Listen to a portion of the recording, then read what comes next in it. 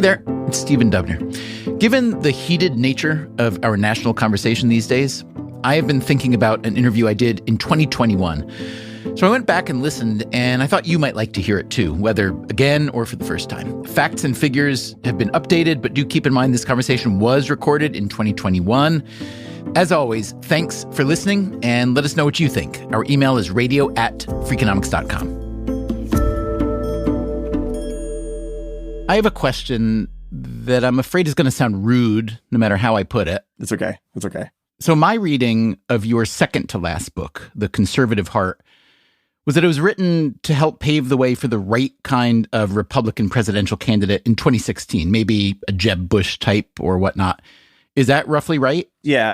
It was my entrant into the ideological sweepstakes of 2016. It's debate night for the Republicans, and I lost. This is a tough business to run for president. I know. You're a tough guy, Jeb. And we need to have a leader that is principled. Tough. You're never going to be president of the United States by insulting your way to the presidency. Let's see. I'm at 42 and you're at 3. So far I'm doing better. Doesn't matter. So far I'm doing better. Right. So you did lose because Trump was not the kind of Republican or conservative candidate that you wanted. And then in 2019, you publish a book called Love Your Enemies: How Decent People Can Save America from the Culture of Contempt. And this book argues that we have reached a contempt crisis in the U.S. and we need to fight it with kindness, essentially. Now, from the evidence I've seen since 2019, that argument of yours is not working so well either. So let me ask you this. Those were just statements. Now, finally, is the rude question. How do you rate yourself as a public persuader? And if not very well, why not? Because you are a smart, experienced, well-meaning person with good communication skills, experience, connections, etc. So what does this failure say about either the message or the messenger? I have a latent demand strategy. And latent demand strategies, they lose a lot. Entrepreneurship means rolling out something new. And by the way, I might never succeed. But remember that the average successful entrepreneur has 3.8 bankruptcies. I had a couple of bankruptcies. It wasn't bankruptcies. They were bestsellers. That's not nothing. And by the way, I talk to mayors and governors all the time. Many of them are successful using these ideas. Both Democrats and Republicans who say, I love this book and I'm using it and it helped me get elected and it's helping me govern and I'm governing across the aisle. You're right to say that this ideology that I'm trying to inject, it looks a little quixotic. I'm like tilting the windmills or something. I get it, but I think it's right. I think it's morally right. I think it can be popular. And I think that it just might work, but you got to keep trying. You can't stop just because, because virtue didn't fit at the current moment. Well, I guess I'm going to turn to vice. I know that's the wrong strategy. The person I'm speaking with today is named Arthur Brooks. I'm a professor at the Harvard Kennedy School and the Harvard Business School. The latent demand strategy that Brooks mentioned, that's the kind of thinking employed by entrepreneurs like Steve Jobs. These are people who basically said, I have a product. You don't even know what it is. You're going to need it. You're going to need it. And latent demand is more powerful than extant demand. And it can have much bigger markets than extant demand, but it requires visionary entrepreneurship. So what's going on right now is that we have an untapped latent demand for the kind of country that we want, which is an aspirational country, which is not characterized by bitterness and polarization, which is one in which we actually can learn from each other, and one in which the competition between the ideological sides, which is good and healthy, because iron sharpens iron, as far as I'm concerned, is to see who can empower people the most. Instead, what we have is the actual demand curve firing up dopamine in people's brains again and again and again and again and creating addiction. And what are we addicted to? Contempt. That's his argument, at least. Now, who is Arthur Brooks? And why should we be listening to him? We'll get into his full bio later, but briefly, before teaching leadership at Harvard, he ran the American Enterprise Institute, one of the most prominent conservative think tanks in the country. Before that, he was an economics professor. And before that, a professional French horn player. So he's already had several careers and an unusual trajectory, which has led him to an unusual belief. Arthur Brooks believes that the best way to detoxify American politics, maybe the only way, is with love. I will not let the press, the media, politicians tell me I've got to hate my brother-in-law. I'm just not going to put up with it anymore. In the end, people want to love. They don't want to hate. And then we can accelerate that with good leadership. And I'm telling you, Stephen, I'm spending all of my time doing what I can to make love cool right now in politics. And how is this love offensive working so far? Everybody hates me. Yeah, totally. I'm despised by one and all. Today on Freakonomics Radio, can love really conquer all? Is Arthur Brooks a fool for believing it can? And are you maybe his kind of fool?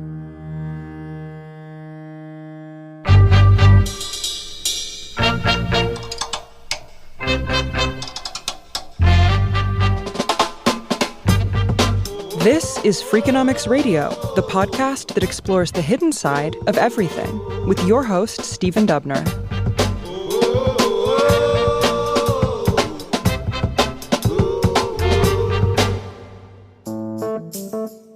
Let's say you are a bright, ambitious, civic-minded kid, in middle school maybe, and you are considering a career in government, perhaps in Congress. So you tune in one day to see what's happening on the House floor.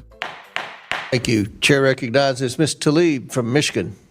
You find two representatives, Rashida Tlaib of Michigan. I think it's really important. We need to stand up against this fascist takeover. That's not a bad word. It's a fact. And Byron Donalds of Florida. Will the gentlelady yield to a question? Yeah. Having the sort of high-minded debate that our founding fathers must have envisioned. Will the gentlelady No, I yield? don't yield. I don't even have time. Chairman, I think it's insane if the gentlelady doesn't have an argument, but she's going to refer to me and some of my colleagues. Mr. Donald. We were from the Third Reich. This is insane.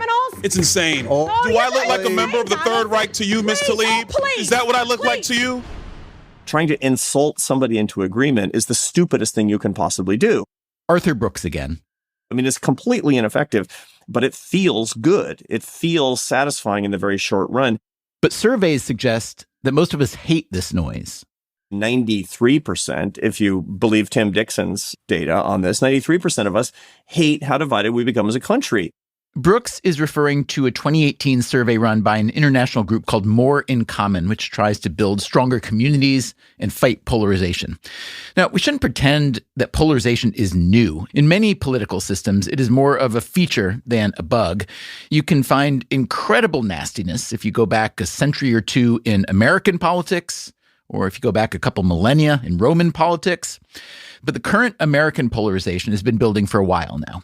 Here's an example. In the 1960s, only 42% of votes in the U.S. Senate were what are called party unity votes, where the majority of Republicans opposed the majority of Democrats or vice versa.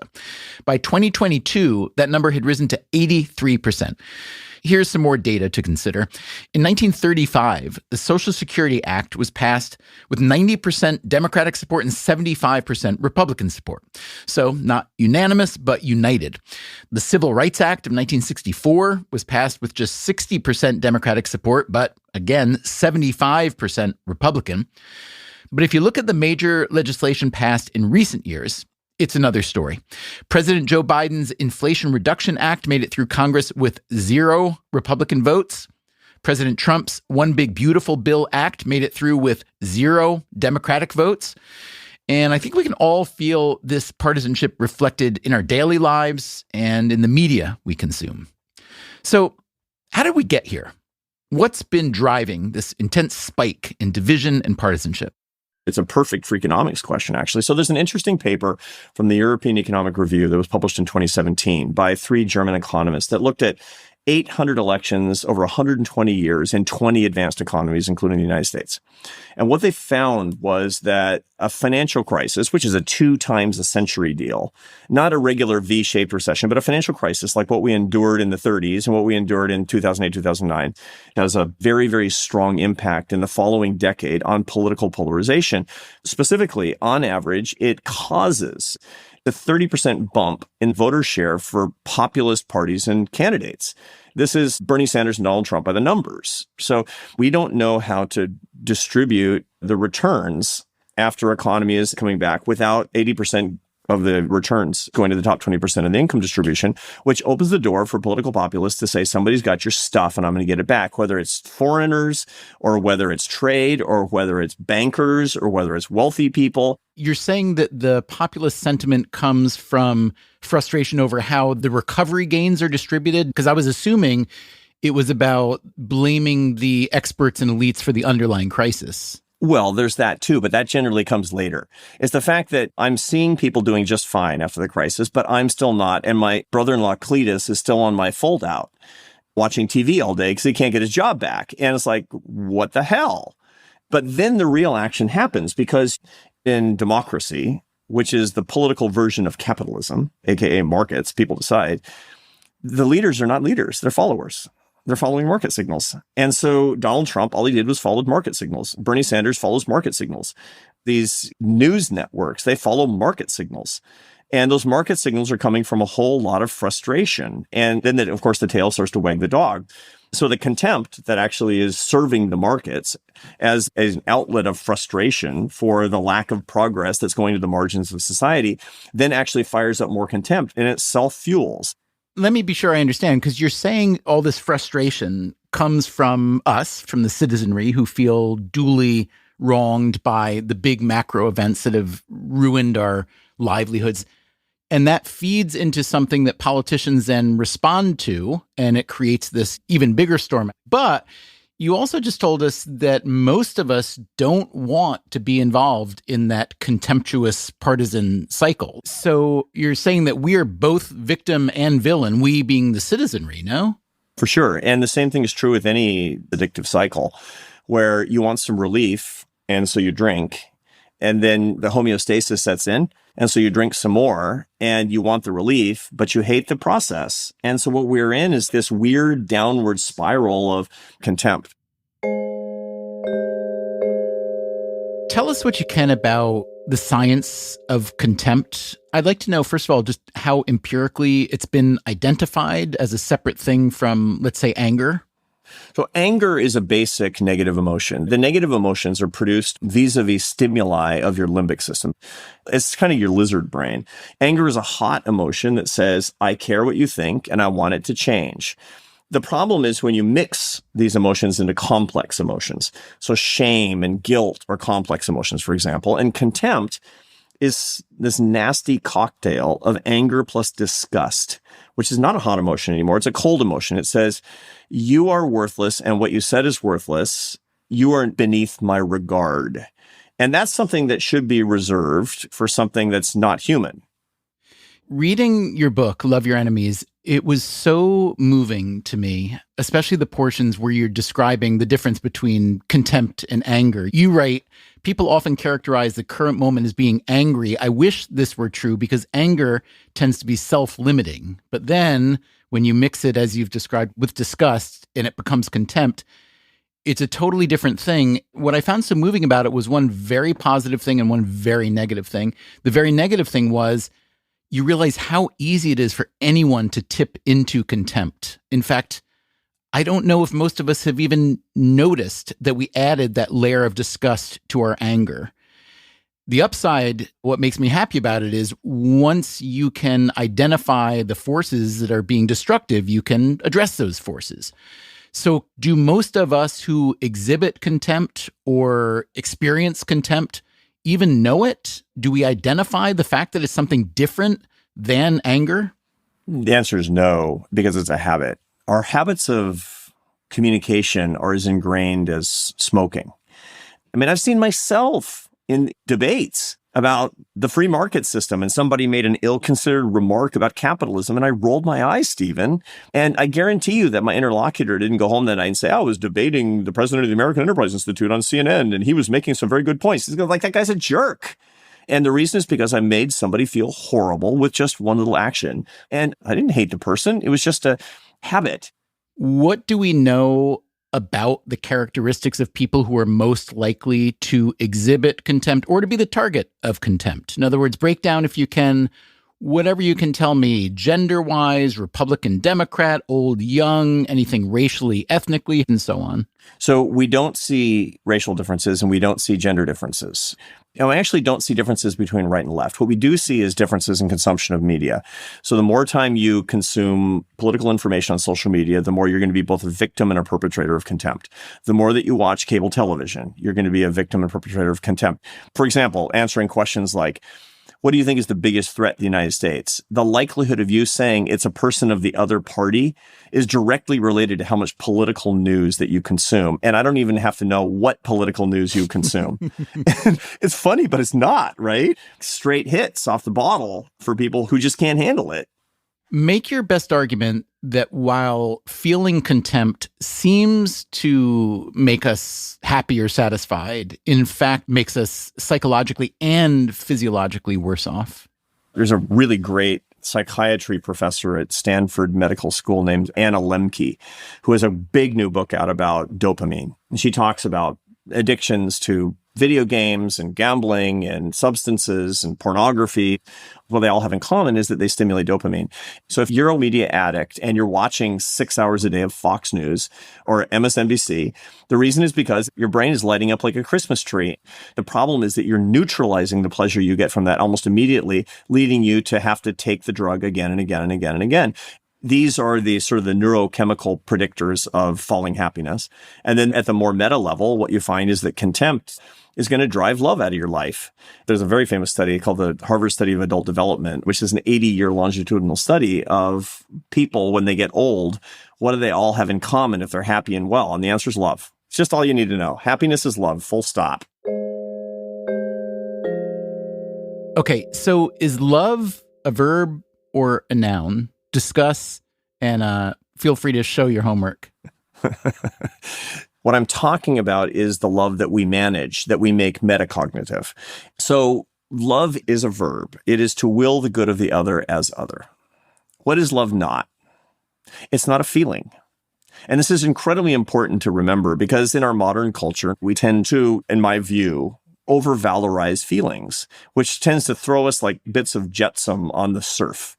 And we're getting thrown around a lot, and it makes our lives have less quality, quite frankly, and it makes us bitter and angry, and it makes us suffer a lot more than we need to. If you were writing this as some sort of equation in an econ paper, where you are treating contempt and love as these commodities, talk about how the two relate, where the supplies come from, where the demand comes from. In other words, how can this lovely theory of yours actually work? Your vice, the opposite of your virtue, is your contempt divided by your love. If you want that force in your life to decline, absolutely, you should work on your contempt. But the real way to do that, where you've got a lever, is that you should have a denominator management strategy. And the more that you increase the denominator, the more that vicious impulse will just magically decrease. Are you saying that love is proactive essentially and contempt tends to be reactive? It generally tends to be because it's being processed by the nucleus accumbens of your brain, which is the part of your brain that governs your habit forming behavior. And so you can basically say, I won't be that way. I won't be that way. That's what I used to say when I was trying to quit smoking. And I always wound up 7 cigarettes burning at once because it would be like this binge behavior at the end of the day. And people will say, I won't be contemptuous. And then they wind up watching MSNBC all night. We should say the number of people who actually binge on MSNBC or the other cable news networks is relatively small. MSNBC averages well under 1 million viewers during primetime, not so many in a country of around 340 million. CNN is also under 1 million. Fox News, the biggest cable news network, averages just over 2 million. But the noise from the cable news networks, the nearly constant volley of contempt, that noise reverberates like someone shouting into a canyon. It disrupts any chance of peace you might have hoped for. So, coming up after the break, how does Arthur Brooks propose to restore the peace? Pretend that you're feeling this love, notwithstanding your feelings, because it's an act. And what does all this mean, if anything, for the future of politics? We need people from both parties that people are going to vote for, as opposed to somebody who will defend me from the person I'm voting against. That's coming up right after this.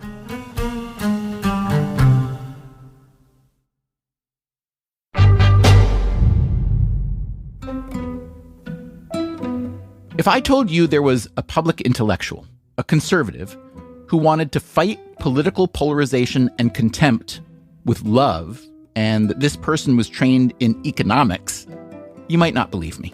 Economists are about supply and demand, costs and benefits, not love.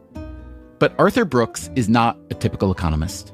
I thought everybody who is a professional economist actually starts out as a French horn player. Brooks grew up just outside Seattle. His mother was an artist, his father a math professor. Arthur started playing violin when he was 4 and piano at 5. And I played the French horn starting when I was 8 years old. And that one really stuck because I was good at it. And it's fun to be good at something when you're a kid. And then when I went away to college, all I wanted to do was play.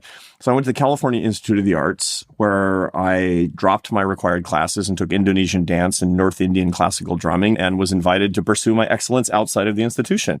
He spent the next 10 years playing French horn professionally, the last several with the Barcelona Symphony Orchestra.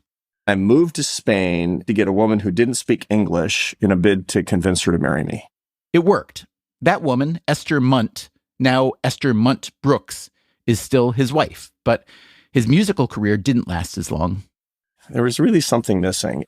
My ambition was to be the world's greatest French horn player, not to make beautiful music. And that's a problem because I was all about extrinsic satisfaction, not intrinsic satisfaction. So I started doing correspondence school while I was playing in the orchestra. I didn't tell anybody because I was embarrassed that they might think that I wasn't all in on music. This is how musicians think.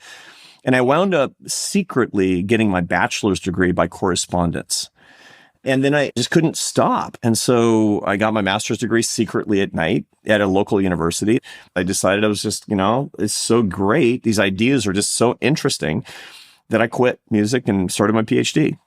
I wonder for you, someone who's coming to academia relatively late, what would you say were the benefits? What did you bring to that academic pursuit as a full-grown adult? Here's the deal. People don't know what they want. The most obscure thing to most people is the nature of their own desire. People always ask the wrong question. They say, I know what to do with my life. No, you don't know what you want. And they look for exogenous sources of information, and they don't actually go through the process of discernment. Every major philosophical and religious tradition has discernment. I mean, discernment is part of Judaism. Discernment is part of Buddhism. It's certainly part of the Ignatian tradition in Catholicism. Discernment is all about understanding the nature of your own desire so that you can actually be happy. And what people will do is they'll say, everybody goes to college after high school. Okay, I'm going to go to college after high school. And in college, I'm going to figure out what I want to do. And then they get out of college like, I don't know what I want to do. So I'm going to go work for a consulting firm or write software, and then I'll figure out what I want to do. And then they don't. They're hoping that some outside experience comes over the transom and shows them what they want to do. And that's not how it works. And so what happened was having to make decisions for my own life and treating my life like an entrepreneurial endeavor. I figured out the nature of my desire. I actually really, really, really want to be an idea guy. I want to. It's not because some college professor said, you're smart enough to be like me. It was because I realized that I'm obsessed with ideas. After his PhD, Brooks became a college professor, first at Georgia State and then Syracuse. He would spend 10 years in academia. He focused his research on philanthropy, primarily the motives that lead people to donate money. Out of this research came his first book in 2006. It was called Who Really Cares? The Surprising Truth About Compassionate Conservatism. There was one thing in that book that people either liked or didn't like, which was that as a general matter, this wasn't very political. It was more religious in nature, that people who have strong religious commitments give more to all causes and charities, including secular causes and charities, than people who don't have strong religious commitments. And people who are more religious tend to be more conservative. And so therefore, this is the reason that we see a pattern in which, at that time in particular, conservatives gave more to charity than liberals. And for me as an academic, it's like, big deal, man. I'm just looking at a bunch of data and I'm noticing these patterns. And also there's one other characteristic of conservatives, which is that they tend to think that the government is not effective. How much did you overlay that association onto this argument that conservatives give more to charity because they don't believe so much in redistribution while liberals do, and therefore think the government should distribute and therefore might give less to charity? That was an interpretation on the basis of the associations that I showed. But I tried to be careful about my language because I'm a guy, who does this research. And so I know what the research is saying and not. But of course, the political thing was what was salient. And it hit the news cycle in just the right way. President Bush read my book. And when the president of the United States is walking out to the helicopter holding a book and people are like, what's that book? And it's like some obscure college professor. And suddenly my phone started ringing. So you write that you were happily working as a professor at Syracuse when you get a call from AEI, the American Enterprise Institute, asking if you'd think about becoming their president. Describe that call and how much of a surprise this development was. They were going through a presidential search that was going very poorly. And so they threw a dart down the hall and basically hit me. I'd never raised $1 and I'd never had one employee. It was just insanity. Usually when an institution has a hard time finding a leader, it's for good reason, that the place is in bad trouble. Were they? No, the truth of the matter is, however, that most institutions have a really hard time finding a chief executive. I mean, these jobs they're a grind. You're on the road all the time. They're 80-hour-a-week jobs. And if you're going to go in to be a university president, but even more a think tank president, you got to be a scholar. Did it feel like the intellectual academic ideas-based operation that you envisioned, or did you feel like, oh, it's an ideas shop, but it's an ideas shop geared toward producing policy that is meant to promote a certain spectrum of the political industry?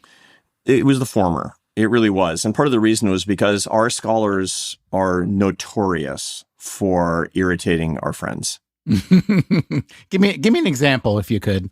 You talk about the carried interest provision, which is basically it's a loophole where you take income and say it's not income for founders of certain kinds of businesses. And our scholars are like, no, it's income. Sure, lower the income tax, but don't say that something that is income isn't income. And so we were saying things like that all the time. I was getting these outraged phone calls from donors all the time. How can your scholars say something like this? It's like, dude, this is what the data's telling them. And I'm sorry, what do you want me to tell you? So let's say that I am a billionaire plutocrat and I wish to affect U.S. policymaking, okay? Where do I get the best ROI? A, funding a think tank to support research that promotes my agenda and works its way into the bloodstream. B, lobbying members of Congress directly, or perhaps C, some other route like a public relations campaign or a media blitz. I'd buy a bunch of TV stations and newspapers, and I would probably start a cable network. That's where you're going to be coalescing a movement of people who are highly ideological, and that's where you don't have to worry about anybody telling you you're wrong. The whole idea that you're actually going to be informed by cable media, that is just insane if you think that. If you're actually going, it's like, oh, I'm going to watch these cable news networks, especially during prime time, and I'm really going to find out what's going on with Biden, what's going on with Trump. No, you're not. You're basically going to have your biases scratched. And if you go to the other side to see what the other side is saying, you're going to recognize the accelerants on these half-truths and rumors, and that won't change how you think either. So we have a big problem with the means of communication in this country and the way that we actually do so-called news. There are things that can happen that can radically change this environment, or we can have a slow kind of oozing moving forward where the leadership in one or both parties basically says, I've had enough. I've had enough. What I really, really hope is that you have this, remember good old days, Stephen, remember 2012? Obama and Romney were just duking it out about who was going to be a better opportunity politician for the American public. And I knew tons of people like, I don't know who to vote for. I don't know which one of them I like more. And instead, you get into 2016 and people are like, yeah, I don't know who I like less. Things can change really fast in American politics. And so we need people from both parties that people are going to vote for, as opposed to somebody who will defend me from the person I'm voting against. That's what we actually want. So you've collaborated with the Dalai Lama, and you asked him once what to do when you feel contempt. And his answer was, practice warm-heartedness. And then you did exactly what I would have done, which is said, can you say a little bit more about that, please? Are there any specifics? You got anything else, Your Holiness? And then, as you write, he suggests that you think back to a time when you answered contempt with warm-heartedness, remember how that made you feel, and then do it again. Is it really that simple? Because that sounds like even I could do that. It's amazingly good psychology. It's reversing an automatic process. There's a famous exercise that I teach to my Harvard students now. I had to teach a class in happiness. And when you're feeling unhappy, if you want to feel happier, if you put a pencil in your mouth and bite down so it's sideways in your mouth and you're biting down on your molars, that will actually strain the orbicularis oculi muscles in the corner of your eyes, giving you little crow's feet. And that signals to your brain that you're doing a Duchenne smile, which is the only smile associated with true happiness. And it runs the causality in the other direction, and you will literally feel happier. So that's what I'm suggesting. Pretend that you're feeling this love, notwithstanding your feelings, because it's an act. It's a commitment. It's not a feeling. And in so doing, you will run the cognitive process in the opposite direction, and you'll get results. And that's what the Dalai Lama was telling me. He was just not telling me in those, wonky, nerdy terms. So you're making the argument that people, individuals, can and should opt out of the contempt industry and practice more warm-heartedness. But I wonder if you're being somewhat Pollyannish here, because the leverage and the reach of the industries that promote contempt, especially the political and media industries, they're very powerful. So what makes you think that those Goliaths could ever be taken down by even a very large army of Davids? Well, the answer is that every movement actually starts with a few people. What political leaders do, what institutions do, is they get in front of parades that are going down the street saying this parade needs a leader. And the parade's got to start someplace. And none of the things that I write are at odds with the idea that we need institutional change. That's true too. But only thinking institutionally, only thinking in terms of systems, doesn't actually get out the intrinsic truth, which is that everything actually starts with a few individuals. That was Gandhi's big point. That was Martin Luther King's big point. Martin Luther King didn't start by going to the Department of Justice to try to break up racist institutions in the South. Martin Luther King got people together who said, I think that we can start making things better. We can act in a particular way. We can show steely courage with boundless love. Coming up after the break, the COVID-19 pandemic might have been a good moment to break our addiction to contempt, but that didn't happen. Arthur Brooks will explain why. I'm Stephen Dubner. This is Freakonomics Radio. We'll be right back.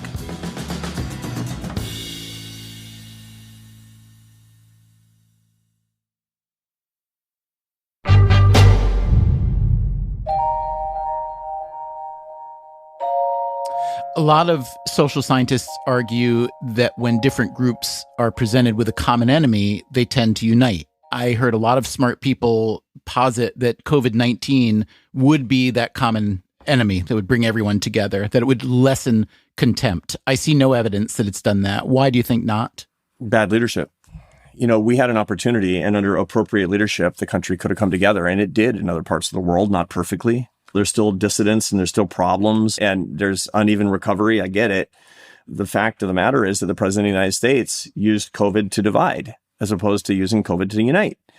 Every leader's got a choice. And when the president of the United States, it would have been great if the whole country said, no, we refuse. We will come together. We will.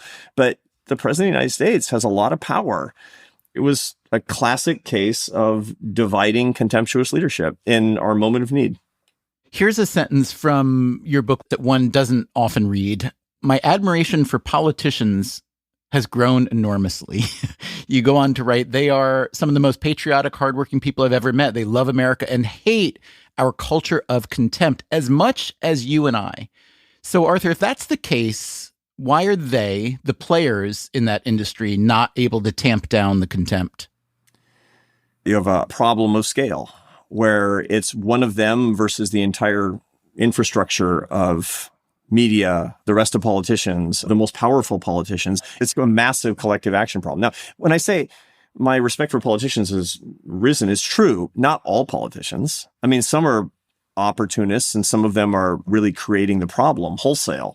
But the truth of the matter is that most that I've met, they're smart, they're interested in what's going on. They want to make things better and they don't know how. And just like the rest of us, they feel a lot of fear. And people act in suboptimal ways when they're fearful. How much time do you spend talking still with Republican candidates, congresspeople, strategists, and so on? A lot. Not everybody. It's not like President Trump is calling me. but I do have the pleasure of talking to a lot of people on Capitol Hill. And what I'm talking about, the playbook that I'm trying to bring to everybody who will possibly listen, not just Republicans, but anybody who will listen, is we need a competition of opportunity. Look, we are still the same nation of ambitious riffraff that we always were. We believe in the radical equality of human dignity. I've got the data. Most people believe in this, absolutely. And we have different ways to make this agenda true and pure and good. And once we start fighting each other over that, no, I want more opportunity, we can get out of this crisis. I've got the ear of a few, and Stephen, I want more. I want more. When you talk to Republicans, either elected politicians or their strategists, who are on the fence about whether to continue to support Donald Trump or to accept support from Donald Trump in the upcoming midterms, how do you advise them? So it depends on where they are, but fundamentally, you got to ask yourself, what are you willing to fail for, Stephen? One of the things that we find about the happiest people is they can answer the question, why are you alive? And for what are you willing to die? Okay, so let's take it to the level of our career. What are we willing to fail for? What are we willing to have the microphone taken away from us for? And so I asked my political friends, you have a concept of what you think is right. It doesn't mean it's what I think is right. What are you willing to lose an election for? And when my friends examine that, you start showing some courage. You start saying the things that you think. And then once you cross that Rubicon, it's unbelievably liberating. You can be free. You can be free. What are your very best ideas for fighting contempt? Let's say we're sitting next to each other on an airplane. You catch my attention totally by saying, yeah, we live in this contempt cycle, but I can fix it. Fix me quickly. We're going to land in 10 minutes. Number one, stand up to the man. Like they used to say in the 60s, stand up to the man. The man that's manipulating you is the media that are telling you that you have to hate. Number two is start running toward contempt, because this is your opportunity to show love. And you don't get that many opportunities to show love. I mean, this is mission territory, man. Why is it that all these religious missionaries, why do you think that they're so happy all the time? You know what nobody has ever said in human life? Oh, good, there's missionaries on the porch. And yet they're happy. They're happy because they're actually bringing light where there's darkness in their view. Be a missionary. And one of the ways to do this, if you're in a habit, this is number 3. John Gottman says that if you're fighting with your spouse, start carrying around a 5-to-1 list, where when you want to say something hateful or sarcastic or critical, you write it down on your list, but then you have to say 5 loving, nice, caring things first. And guess what? You won't get to the 6th thing. And so if you want to say something sarcastic on Twitter about President Biden or Trump or something, you got to say 5 positive things. You're going to lose followers on Twitter, by the way, because it's a contempt machine. But you're going to be a different person. And what that's going to do is you're going to start finding yourself confronting the sources of contempt with love, with happiness, with light. And then finally, last but not least, you need to be more grateful. If you're a Republican and you actually think that the biggest threat to America is Democrats, man, you're out of your tree. You're just not looking at the facts. Are you kidding? You don't have enough grasp on foreign policy, among other things. You're drinking this Kool-Aid from cable TV and your Facebook friends or something, and it's crazy. And you need to be more grateful for the fact that you live in a country where you can say the President of the United States is an idiot, and there's no knock in the night and no jackbooted thug, and God bless America for that. That's Arthur Brooks. What do you think? Does the love and warm-heartedness he prescribes stand a chance against the contempt machine that seems to be running our country? I'd love to know what you think. Our email is radio@freakonomics.com. You will be hearing from us again very soon. Until then, take care of yourself. And if you can, someone else too. Freakonomics Radio is produced by Stitcher and Renbud Radio. This episode was produced by Ryan Kelly and updated by Dalvin Abawaji. It was mixed by Jasmine Klinger and Greg Rippin. The Freakonomics Radio Network staff also includes Alina Coleman, Augusta Chapman, Ellen Frankman, Elsa Hernandez, Gabriel Roth, Jeremy Johnston, Morgan Levy, Sarah Lilly, Teo Jacobs, and Zach Lipinski. Our theme song is Mr. Fortune by The Hitchhikers. Our composer is Louise Guerra. You can get the entire archive of Freakonomics Radio on any podcast app. If you'd like to read a transcript or the show notes, that's at Freakonomics.com. As always, thank you for listening.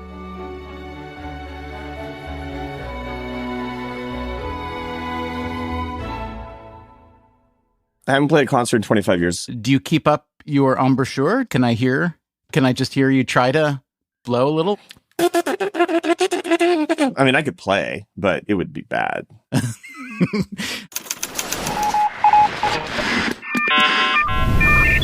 The Freakonomics Radio Network, the hidden side of everything. Stitcher.